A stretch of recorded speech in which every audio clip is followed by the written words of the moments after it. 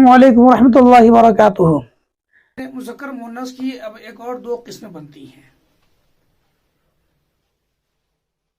एक तो जानदार इस्म हुआ करते हैं मुज़क्कर मुअन्नस की, दूसरा बेजान चीज़ों की भी मुज़क्कर मुअन्नस होती है। जानदार चीज़ों में मुज़क्कर मुअन्नस को तो जानना आसान होता है, लेकिन बेजान चीज़ों में मुज़क्कर मुअन्नस को जानना इतना आसान नहीं होता। उसके लिए माहिरीन ज़ुबान ने कुछ उसूल बताए हैं। उन उसूलों की रोशनी में हम पहचान पाते हैं कि ये मुज़क्कर है या वो मुअन्नस है। उसकी तफसीलात यूँ बयान करते हैं कि जिस तरीके से इस्म की जिन्स के लिहाज से दो किस्में थी, मुज़क्कर और मुअन्नस, इसी तरीके से यहाँ मुज़क्कर मुअन्नस की दो किस्में होती हैं।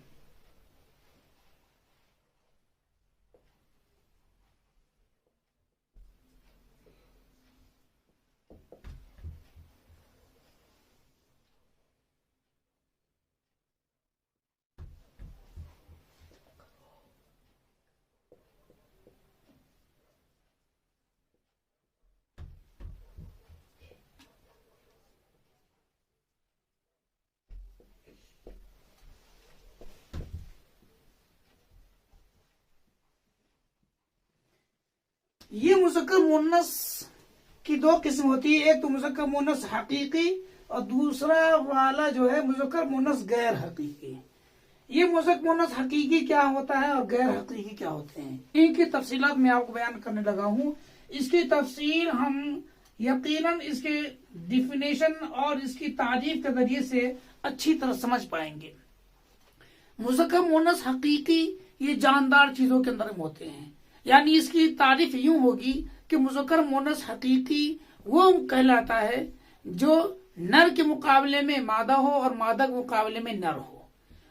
इसी तरीके से मादा के मुकाबले में नर हो और नर के मुकाबले में मादा हो, यानी एक ही जिन्स के अंदर में दोनों चीजें होती हैं, एक ही कैटेगरी की दोनों के दोनों मुज़क्कर भी होते हैं, मुअन्नस भी होते हैं, मेल भी होता है, फीमेल भी इसी किस्म का होता है। हम इसकी तारीफ लिखते हैं।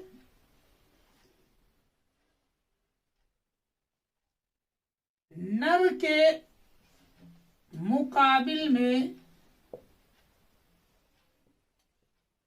मादा हो, मादा के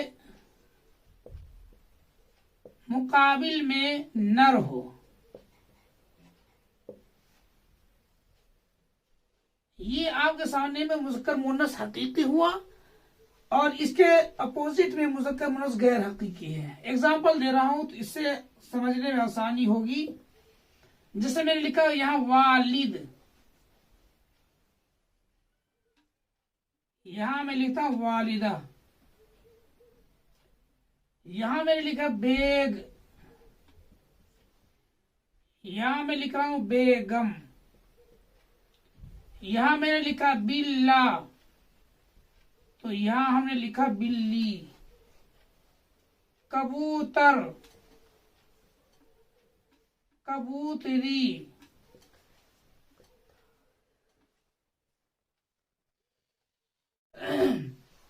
आप देख पा रहे हैं कि एक जानिब वालिद है तो दूसरी जानिब वालिदा है, एक ही कैटेगरी है। अगर एक साइड में बेग है तो दूसरी साइड में उसी के कबील की बेगम है। ऐसे ही अगर एक साइड में बिल्ला है तो उसी के किस्म की, उसी के जिन्स की उसकी फीमेल है यानी बिल्ली है। अगर एक साइड में कबूतर है तो उसी के जिन्स की दूसरे साइड में कबूतरी है। आप देख पा रहे हैं कि एक ही जिन्स के अंदर में मेल भी है और फीमेल भी है। जबकि दूसरी किस्म जो है वो है मुज़क्कर मुअन्नस गैर हकीकी। हम लिखते हैं कि नर के मुकाबिल में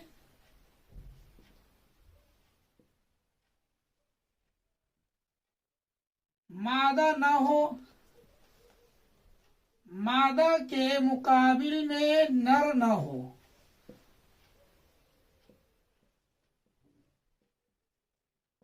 यानी अगर एक ही जिन्स की अगर कोई इस्म है तो उसमें अगर नर है तो उसका मादा नहीं होता है, अगर मादा है तो फिर उसका नर नहीं होगा। मिसाल के तौर पर मैंने यहां लिखा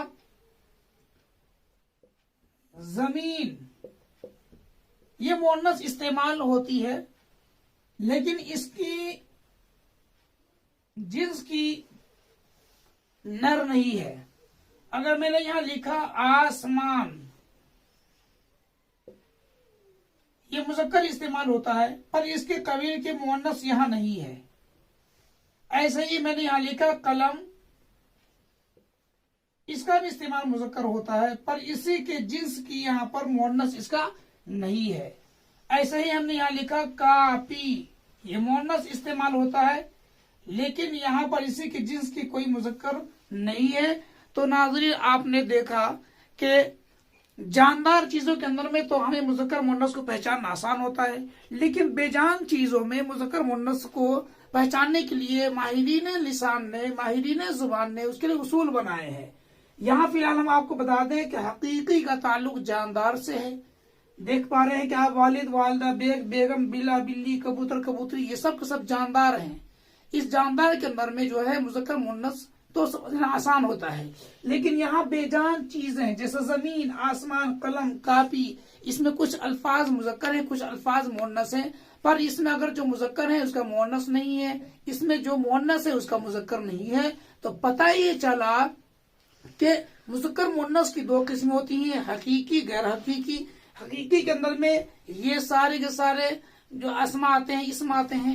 गैर हकीकी के अंदर में ये इसम आते हैं। इसके लिए हम मजीद और तफसीलात आपको बता पाएंगे कि माहिरीन जुबान ने मुज़क्कर मुअन्नस को पहचानने के लिए बेजान चीजों में किन उसूलों को बताया और किन उसूलों को मुकर्रर किया। इंशाअल्लाह ताला हम आगे के सबक में बताएंगे, ताकि आप बखूबी समझ पाएं कि कौन सा लफ्ज मुज़क्कर है और कौन सा लफ्ज मुअन्नस है। तो आज के लिए इतना ही, तब तक के लिए खुदा हाफिज।